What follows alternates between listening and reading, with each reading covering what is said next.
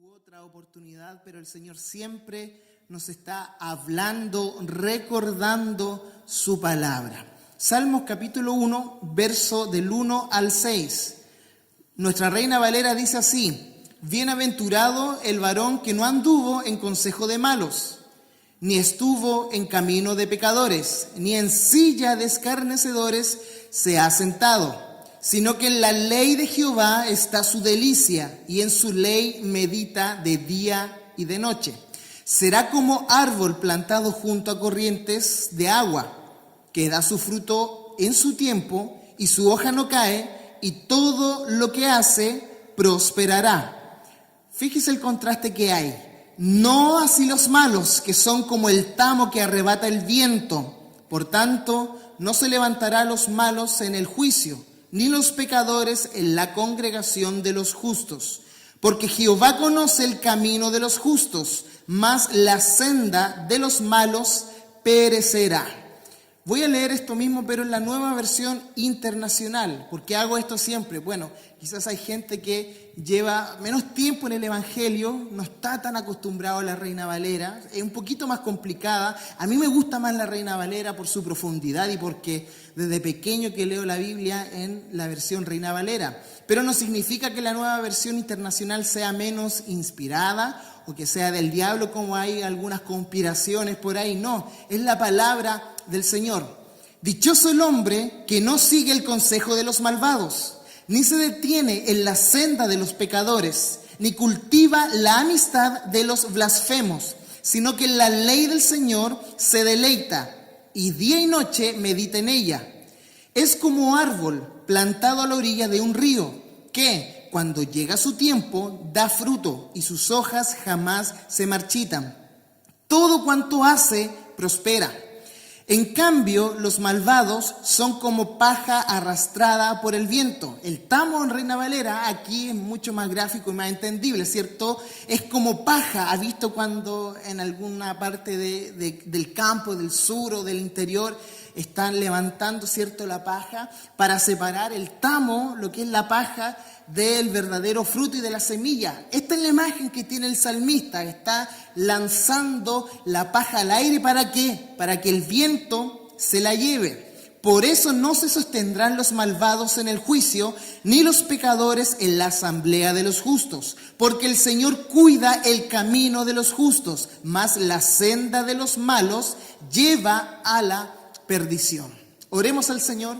Amado Padre, hemos leído tu palabra, tu eterna e inerrante verdad. Y te damos las gracias, Señor, y te pedimos también al mismo tiempo que nuestras mentes puedan ser cautivadas por tu palabra, que a través de tu Santo Espíritu nuestros corazones, Señor, puedan ser cautivados y que esta semilla pueda caer en buena tierra para que a su debido tiempo dé el fruto. Creemos, Señor, que el cielo y la tierra pasará. Y de hecho el cambio climático apunta a eso futuramente. Ya nada es como antes, porque el cielo y la tierra pasarán, pero tu palabra permanecerá para siempre, como lo ha hecho de generación en generación. Tu palabra permanecerá para siempre. Y queremos estar en tu palabra, amado Rey. Recibe toda honra, gloria en el nombre de Jesús. Amén y amén. Usted, si me conoce quizás de algún tiempo, sabe que los salmos para mí son deleitosos. La sabiduría que contiene el libro del Salterio en su totalidad. Si usted quiere hacer un resumen de la doctrina bíblica desde Génesis hasta Apocalipsis, es como que el libro de los Salmos es como un resumen de toda la Biblia. Es maravilloso deleitarnos, es muy aplicativo, es muy claro. Y precisamente Juan Calvino, el gran reformador de Ginebra, dijo: los salmos son una anatomía de todas las partes del alma humana. No hay ninguna emoción que falte en el libro de los salmos. Si usted ha leído alguna vez el libro de los salmos, se ha dado cuenta que los salmistas, los escritores de estas maravillosas verdades, un día están ahí gozosos, en victoria, ¿cierto? Se mantienen arriba. ¿Por qué? Porque Dios les ha dado el triunfo y ellos celebran al Dios que les da el triunfo. Nosotros también exhibimos públicamente nuestra fe porque el Señor ha triunfado sobre todos los poderes. Pero también los salmistas demuestran cuando tienen pena. Los salmistas también demuestran cuando su espíritu está triste e incluso se ven porciones de la Escritura como que si estuvieran casi con algún síntoma de depresión. Cuando usted lee los salmos, ¿por qué? Porque los salmos son como un espejo que reflejan todas las emociones del alma humana. Y así descubrimos también cuál es esta herramienta que utilizaban los salmistas cuando se encontraban tristes, o también cómo celebraban sus victorias en el Dios de Israel. Específicamente este salmo, el Salmo 1, es un prefacio, una introducción, ya que tiene un resumen completo del libro de los salmos. Imagínense, los 150 salmos que se dividen en 5 libros son un resumen casi de toda la Biblia. Y el Salmo 1, que es la introducción a estos 150 salmos, es un resumen de todo el Salterio. El Salmo 1 es un salmo directo, no se anda con rodeos, no es difícil de entender el mensaje que está en las páginas de nuestra Biblia. Lo que quiere decir el salmista es claro. Hay 2 caminos con 2 distintos finales. Por un lado está la bendición y por el otro lado está la destrucción. Le he titulado este mensaje La bendición o la destrucción. Absolutamente todos los seres humanos están caminando por uno de estos 2 caminos. Todas las personas que han vivido en la pasada historia de la humanidad caminaron por este camino, por estos 2 caminos. Hay 2 caminos, o la bendición, que es la futura glorificación con Cristo, o la destrucción, que es la futura condenación eterna. Usted ya sabe en qué lugar, en el infierno. Nos habla de 2 caminos con 2 finales muy distintos. Habla sobre la bendición que Dios ha dado a los justos. ¿Quiénes son los justos? Los que viven bajo el camino de la piedad y con temor en el corazón. No solo en esta vida, sino que también en la venidera. Nos habla del tiempo presente, pero también del tiempo futuro. Pero también nos muestra la destrucción de todos los pecadores. Ningún pecador quedará sin su justo castigo, nos dice la Biblia. No solo en esta vida, sino que también en la venidera. Es por eso que en el verso 1 el salmista declara lo siguiente: bienaventurado el varón. También se puede traducir esa palabra como la persona, para no excluir al género femenino. Bienaventurado el varón o la mujer que no anduvo en consejo de malos, ni estuvo en camino de pecadores, ni en silla de escarnecedores se ha sentado. El Salmo 1 comienza de la misma manera que comenzó nuestro Señor Jesucristo en su primer sermón. ¿Cuál fue el primer sermón de Cristo? Mateo capítulo 5, lo vimos hace unos meses atrás. El sermón del monte, correcto. Nuestro Señor Jesucristo comienza a predicar en el sermón del monte, Mateo capítulo 5, verso 1 en adelante, de la misma forma en que el salmista comienza el libro del Salterio, el libro de los Salmos. Bienaventurado, bienaventurados. ¿Qué significa bienaventurado? Afortunado, feliz, dichoso. Bienaventurado significa afortunado, feliz, dichoso. Si hay un anhelo en esta vida que todas las personas buscan, sean creyentes o no creyentes, yo creo que es la felicidad. ¿Usted conoce a alguien que no ande en busca de la felicidad? ¿Usted conoce a alguien que no se quiera sentir feliz, dichoso en esta vida? Que no quiera un buen pasar y que la felicidad lo pueda llevar a un siguiente nivel, a una siguiente carrera. Yo creo que todos conocemos a las personas de nuestro alrededor que andan en busca de la felicidad. Todas las personas buscan la felicidad. El anhelo de ser feliz es el combustible que todos los hombres y mujeres tienen. Yo no conozco a nadie que quiera vivir para ser infeliz, que quiera vivir para ser un hombre maldito o una mujer maldita delante de los ojos del Señor. Yo creo que todos los que estamos aquí queremos vivir piadosamente para agradar el corazón de Dios y así también nosotros poder ser felices. Y nacen dos preguntas. ¿Cómo logramos la felicidad? ¿Y quién puede responder a esta pregunta? Bueno, la segunda pregunta, ¿quién puede responder a esta pregunta? Es fácil. Dios puede responder absolutamente a esta pregunta. La respuesta está en Dios, en el que todo lo sabe, en el que todo lo puede, en el autor de la vida. El autor y consumador de nuestra fe es quien tiene esta respuesta. ¿Y cuál es la respuesta? ¿Cómo logramos la felicidad? Atentos, porque aquí va el secreto de la vida. Que no anduvo en consejo de malos, ni estuvo en camino de pecadores, ni en silla de escarnecedores se ha sentado. Todos esperaríamos que la respuesta iniciara hablando de las correctas acciones que debemos de hacer para alcanzar la felicidad. Todos esperamos que la respuesta a esta pregunta sea de la siguiente manera. Tú lo que tienes que hacer es esto. Pero el salmista empieza a responder de forma negativa. Lo que no tienes que hacer para ser feliz. Como que nos responde al revés, en el orden lógico de nuestra mente. El salmista nos da las indicaciones de lo que no debemos de hacer para poder alcanzar la felicidad y la dicha plena.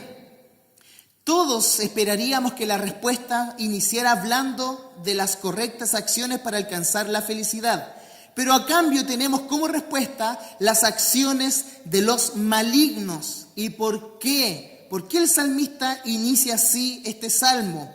Porque la Biblia, es práctica, hermano. La Biblia es tremendamente práctica. La Biblia no se anda con rodeos, no se va por las ramas, sino que es un mensaje directo, claro y práctico a su vez. La Biblia sabe cuál es la condición de todo hombre en la tierra. La Biblia sabe cuál es la condición de todo hombre en la sociedad. Y por ende la Biblia sabe también que todos los que estamos aquí, hubo una primera vez en el cual hemos leído la Biblia. Hubo una primera vez que usted abrió la Biblia y comenzó a leer la palabra del Dios vivo. Todos somos pecadores de una cierta medida.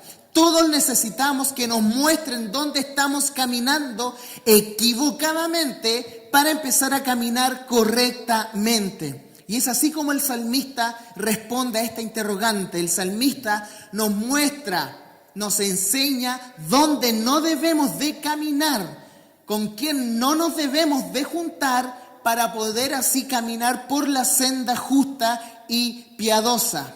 ¿Qué significa consejo de malos? Cuando entendemos que Cristo es nuestro consejero por excelencia, nuestros oídos se cierran a los consejos de la gente impía.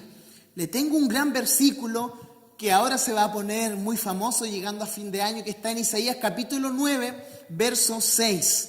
No lea Isaías 9:6 solamente en Navidad, sino que léalo diariamente. Hay mucha carne doctrinal en este pequeño verso.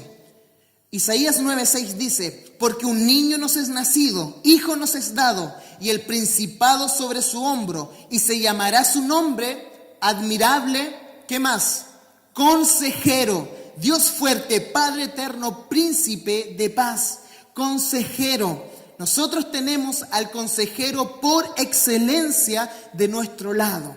Usted y yo poseemos al gran consejero de todos los tiempos. No es un psicólogo, no es un psiquiatra, no es un coaching motivacional, sino que es el Hijo del Dios viviente, es Jesucristo. Y uno de sus atributos en la vida del creyente es precisamente que Él es nuestro consejero. Por eso a la primera persona donde yo debo de acudir cuando no sé qué decisión tomar es en oración a nuestro consejero eterno, que su Santo Espíritu nos pueda guiar a la correcta senda. A través de su palabra nuestro camino es alumbrado para poder tomar las correctas decisiones.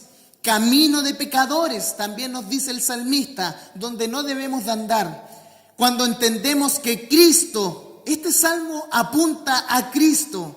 El Salmo 1 y el Salmo 2 apuntan de una cierta forma a la persona y obra de Jesucristo en el Antiguo Testamento, revelada en el Nuevo Testamento. Camino de pecadores, cuando entendemos que Cristo es el único y verdadero camino, nuestros pies jamás correrán a hacer el mal.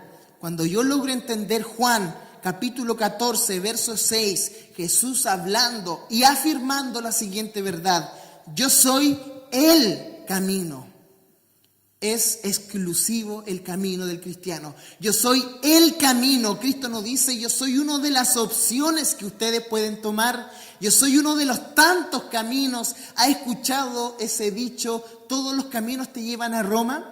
O por ejemplo, cuando usted se pierde en algún cerro, le dicen: tú toma cualquier escalera que veas que desciende y vas a llegar al plan de Valparaíso. Tomas cualquier escalera y tú vas a terminar llegando al plan de Valparaíso. Con Cristo no funciona así. No es que usted tome la opción hinduista para llegar a Dios. No es que Cristo usted pueda tomar la opción católico, apostólico y romano para que Dios se le pueda revelar. No es que usted pueda creer en las chakras, en la Pachamama y así poder llegar al Dios verdadero. No, para llegar al Dios verdadero, al único Dios vivo, es necesario ir a Cristo. Solo a través de Cristo usted tiene vida eterna. Yo soy el camino, la verdad y la vida. Y fíjese cómo termina. Nadie, absolutamente nadie viene al Padre sino por mí.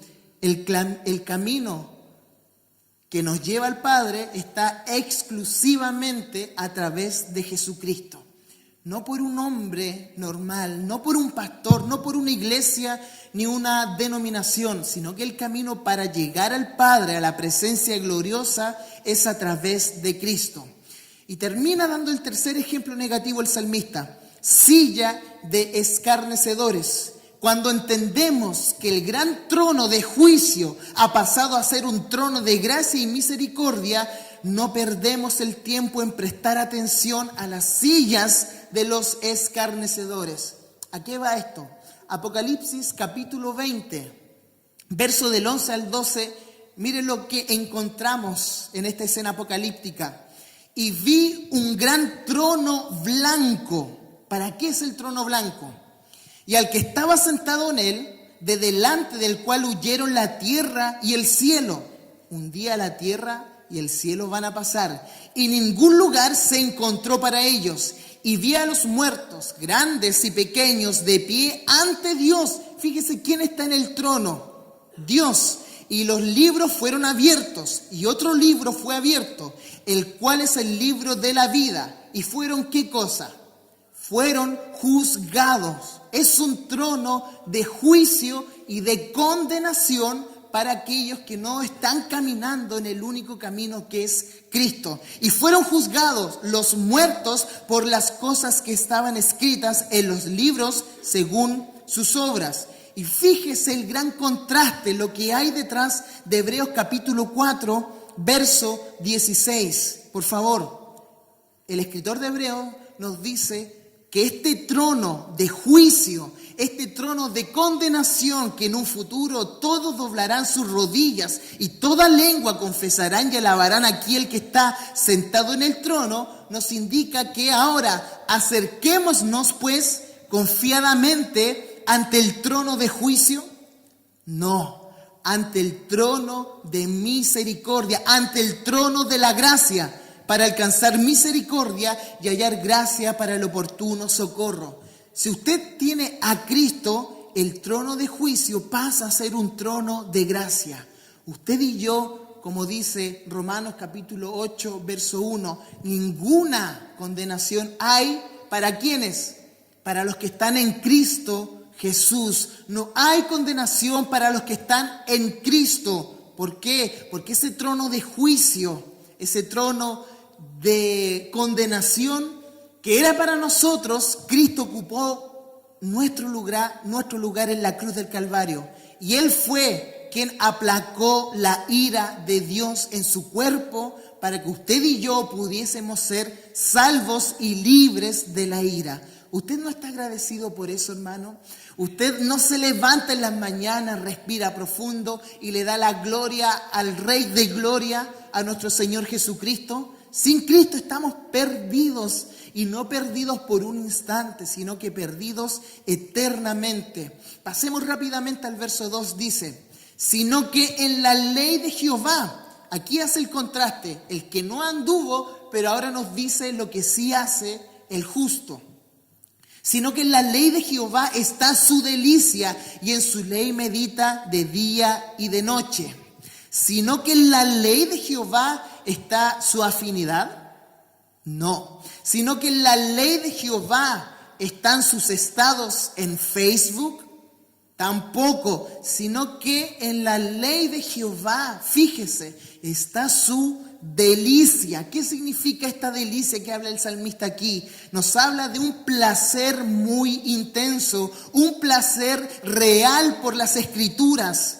Este es el único placer que no avergüenza, es el único deleite que produce placer sin una posterior resaca y sin que quede su ropa de algún olor de hierba extraña. Este es un placer de verdad, la palabra del Señor. Todo placer en esta vida es momentáneo cuando tenemos el placer eterno de la Santa Escritura.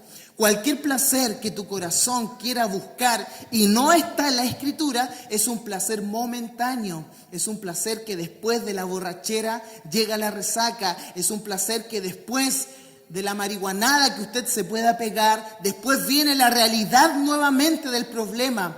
Pero el deleite en la palabra del Señor es un placer inagotable, porque su fuente es inagotable, su fuente no tiene fin. La palabra del Señor es eterna, viva y eficaz.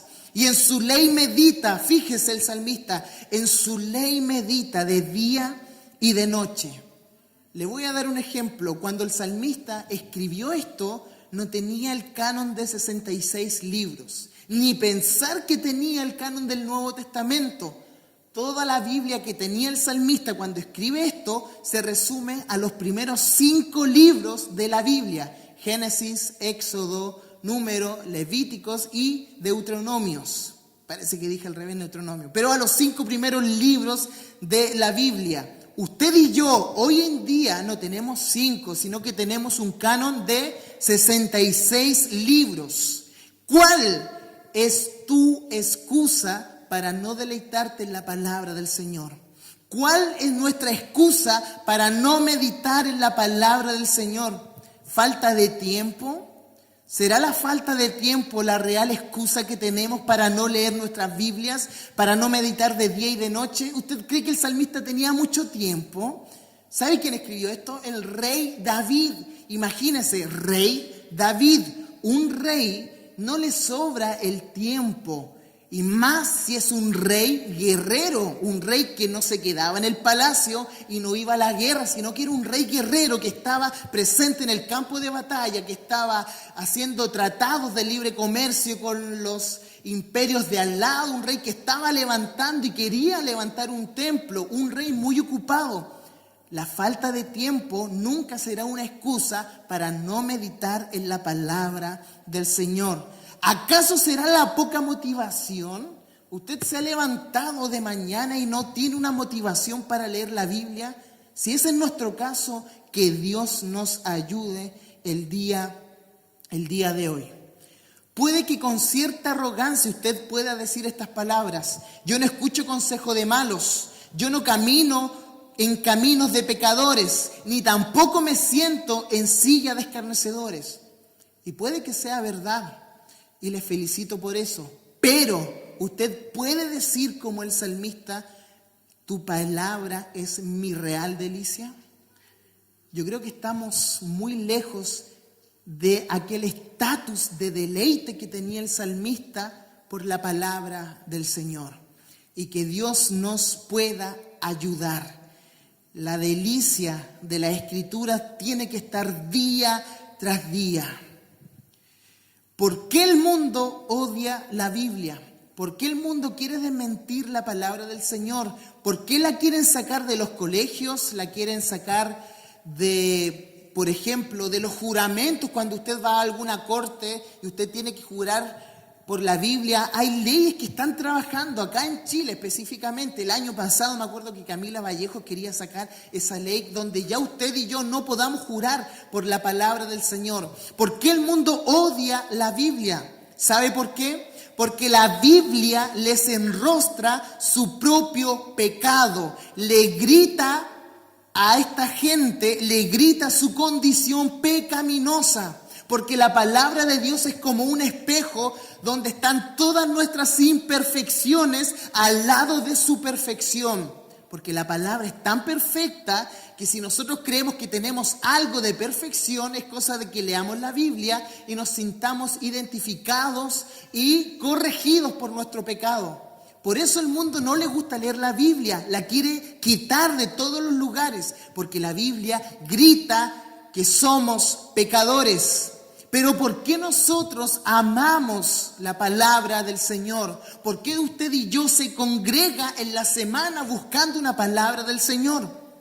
Porque la Biblia nos enrostra nuestro propio pecado, pero al mismo tiempo nos provee un Salvador, que su nombre es Jesús. La Biblia nos grita que somos pecadores, pero al mismo tiempo tiene el efecto de mostrarnos quién fue y quién es nuestro sustituto y nuestro sumo sacerdote. Jesús, el Cristo, el Hijo del Dios viviente.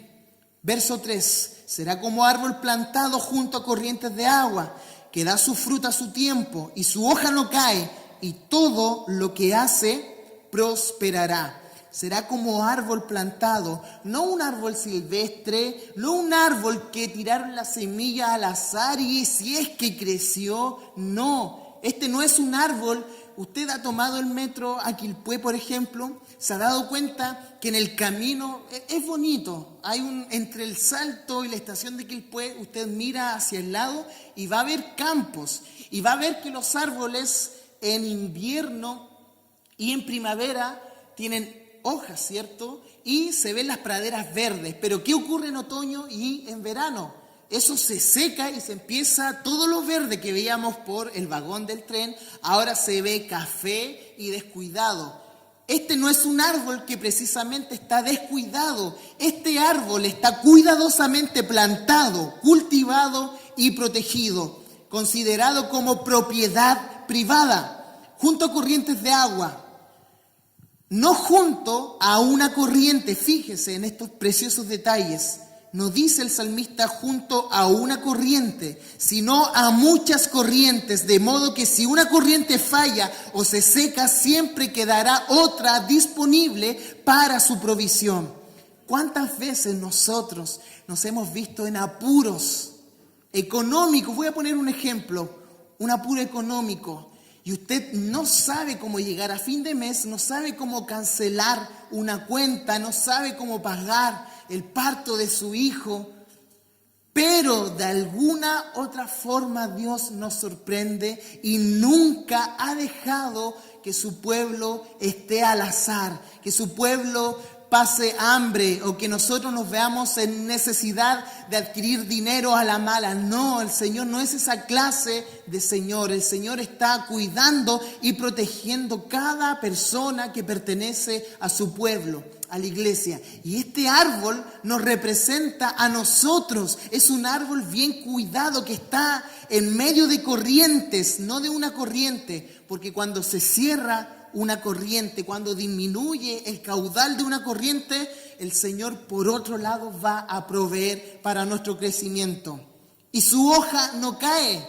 Los árboles del Señor son de hojas firmes, siempre están verdes, de modo que no conocen el otoño y jamás pierden su belleza. Si usted y yo representados como árboles, no se imagine un árbol otoñal seco, sin hojas, sin fruto. La Biblia nos dice que vamos a dar el fruto a su debido tiempo y todo lo que hace prosperará. Perdón, me salté, que da su fruto a su tiempo precisamente. ¿Qué significa esto? Que no da el fruto a destiempo. Usted ha probado una frutilla, por ejemplo, el mes para cosechar una frutilla rica es el mes de octubre. De octubre para adelante usted compra una frutilla en cualquier lado y va a estar dulce. ¿Por qué? Porque fue cosechada a su debido tiempo. Le invito a que pruebe una frutilla en el mes de septiembre o de agosto. No es el mismo sabor. ¿Por qué? Porque aquella cosecha se adelantó a los procesos que la tierra debió haber fecundado correctamente. No tiene el mismo sabor, es un sabor ácido, pero este árbol que da su fruto a su tiempo es un árbol que da la fruta no fuera de temporada, sino que a tiempo. Y eso significa que la mejor cosecha que podemos nosotros trabajar es la cosecha que están a los tiempos de Dios y no a nuestros tiempos. Hay que vencer la impaciencia, ¿cierto? A veces la impaciencia nos pasa malas jugadas. Y todo lo que hace prosperará. Fíjese, todo lo que hace prosperará. Todo lo que hace, todo lo que construya, todo lo que fabrique o todo lo que emprenda, estos árboles humanos va a prosperar. En Cristo no hay fracasos. Entienda esto.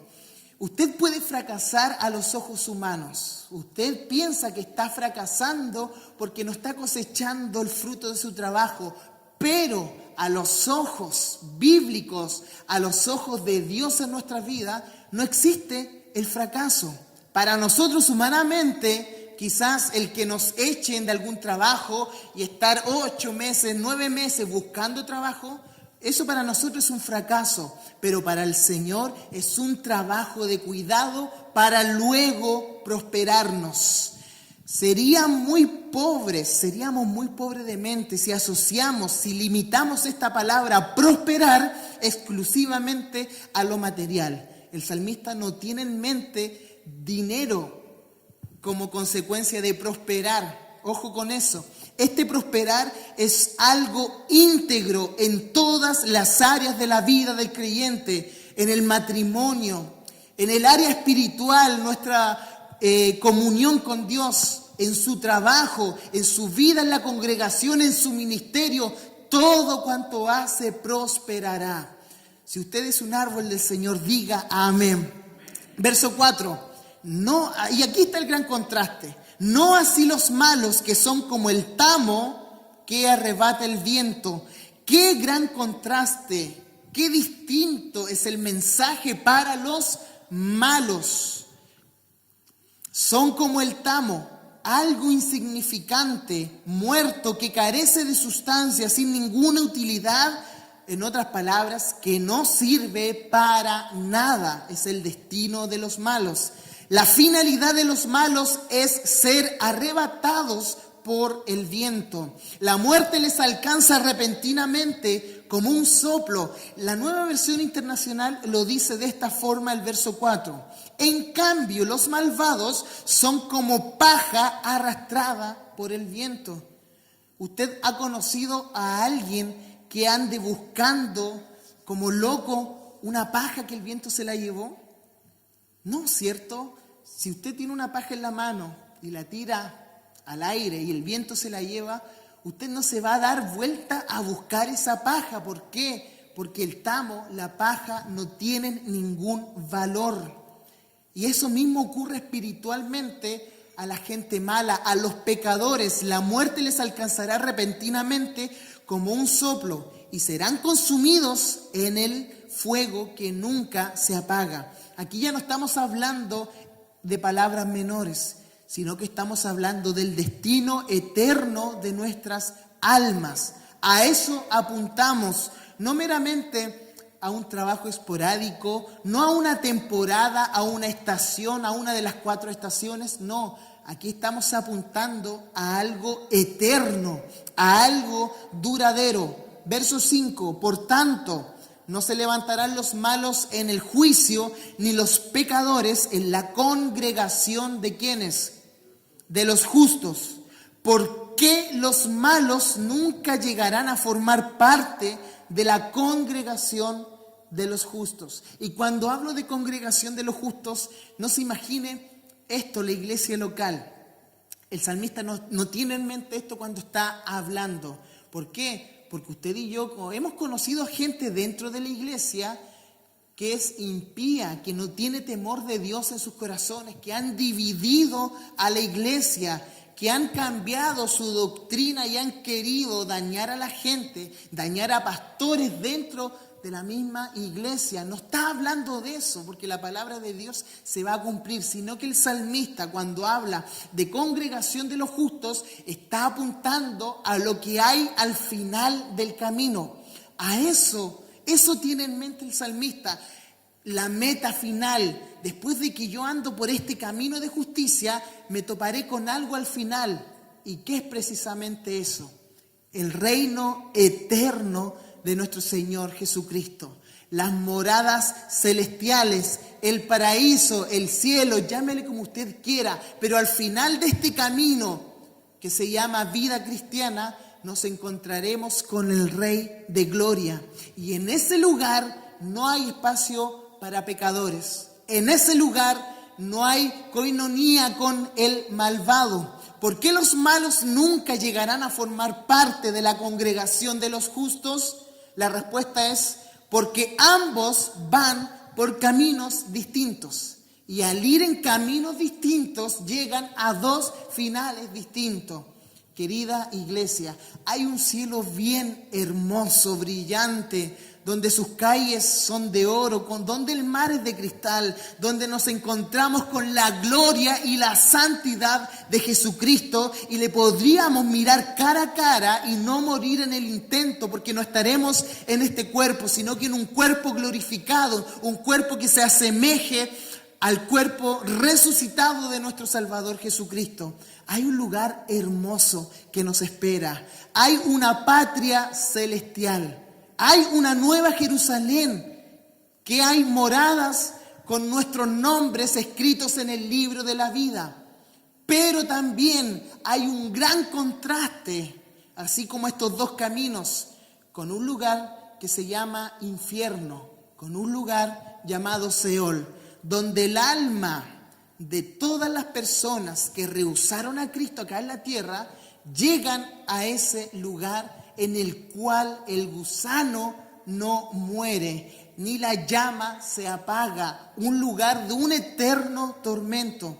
Estoy seguro que en el infierno no existe ateos ni agnósticos, sino que en el infierno hay gente que está pagando su justo castigo.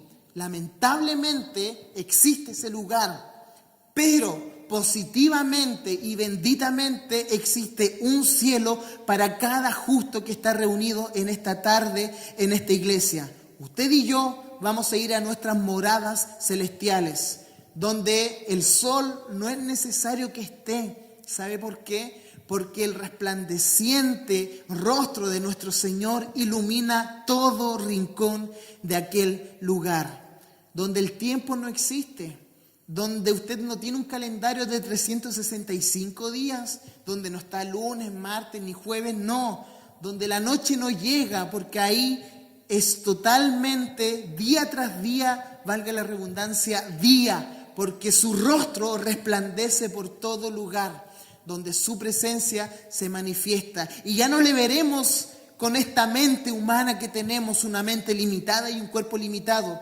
donde nuestra mente y nuestro cuerpo se transformarán para contemplar la gloria de nuestro Rey, la gloria de su santidad.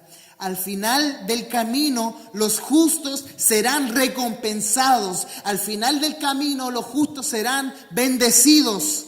¿Usted por qué cree que en la iglesia primitiva la gente cristiana iba con tanta felicidad a ser martirizados en el circo romano? ¿Usted por qué cree porque los evangelistas que aparecen en el Nuevo Testamento, aparece un Esteban mirando el Rey de Gloria mientras estaba siendo apedreado, y más encima Esteban le pide al Señor que no tome en cuenta el pecado de los fariseos que lo estaban matando. ¿Sabe por qué? Porque usted y yo tenemos una esperanza que nadie la va a arrebatar. Por más piedras que nos puedan lanzar, por más que saquen leyes en contra de la palabra del Señor, en contra de la iglesia, no nos van a hacernos retroceder. Usted y yo nos mantendremos firmes en esta carrera, puestos los ojos en Jesús, en Jesucristo, el autor y consumador de nuestra fe.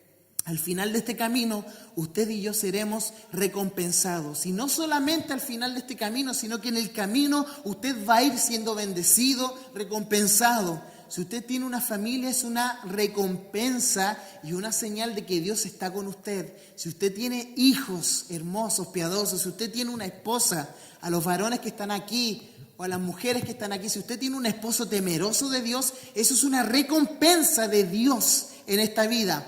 Pero al final viene algo mayor que todo lo que podamos experimentar acá en la tierra. Al final viene la recompensa eterna en el seno del Dios mismo. Al final del camino los justos serán recompensados, pero el otro camino, los malos serán destruidos. Los malos, nos quiere decir el salmista, serán aniquilados. Puede que hoy en la iglesia local se mezcle la cizaña con el trigo.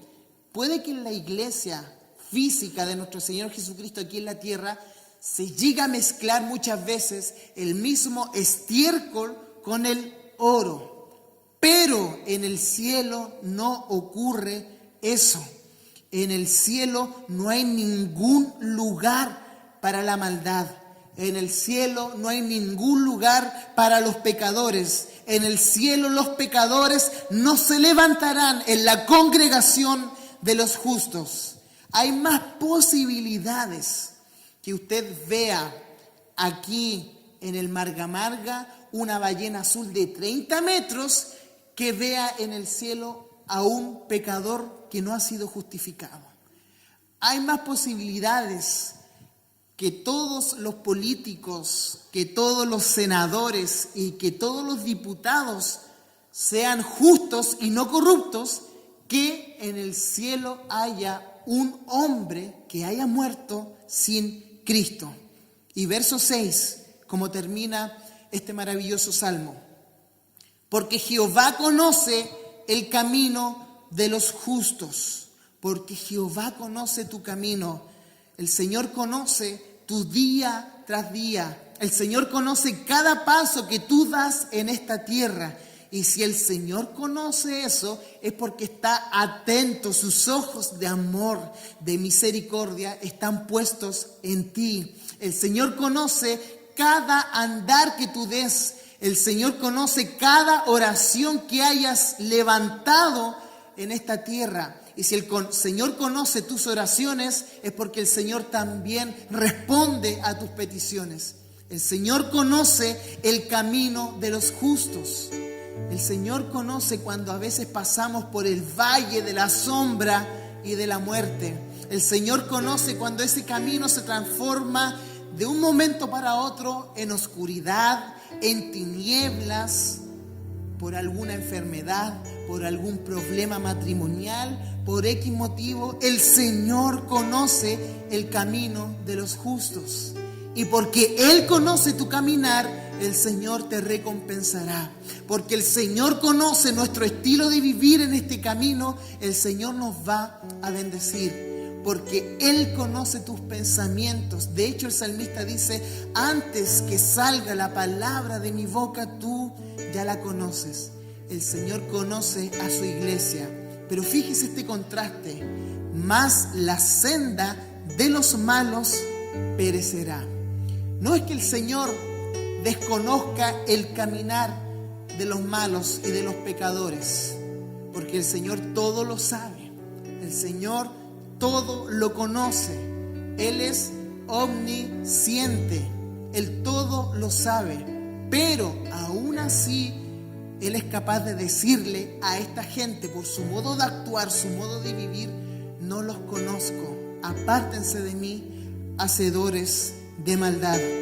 El justo esculpe su nombre con el cincel en la roca, pero el malo escribe su nombre en la arena. ¿Se acuerdan las palabras de Cristo para terminar el Sermón del Monte? ¿A quién compararé? ¿Cómo voy a ilustrarles al hombre que escucha la palabra y la pone en práctica? Lo voy a comparar a un hombre o a una mujer que edifica su casa en la roca. Porque cuando viene la tempestad, cuando vienen los vientos, cuando cae el agua, cuando sube el río, pasa la tormenta y aquella casa y aquel hogar queda firme en la roca inconmovible de los siglos, nuestro Señor Jesucristo. Pero ¿a quién compararé? Al hombre que oye mi palabra pero no la practica. La compararé a un hombre insensato que edifica su casa, ¿dónde? En la arena. Cuando viene la tormenta, cuando sube el agua, cuando baja la lluvia, es grande la ruina y es grande el final de aquel hogar. Nosotros podemos elegir en la soberanía de Dios hoy dónde estamos construyendo. ¿Dónde estás construyendo? ¿Qué camino estás tomando? Es fácil, son 2 caminos. No son 15 ni 20 caminos, es fácil, son 2 caminos. O vamos en la senda de los justos o estamos caminando en el camino de la perdición. Y recuerda esto, no es solamente el camino, lo más importante es el final del camino. Póngase en pie.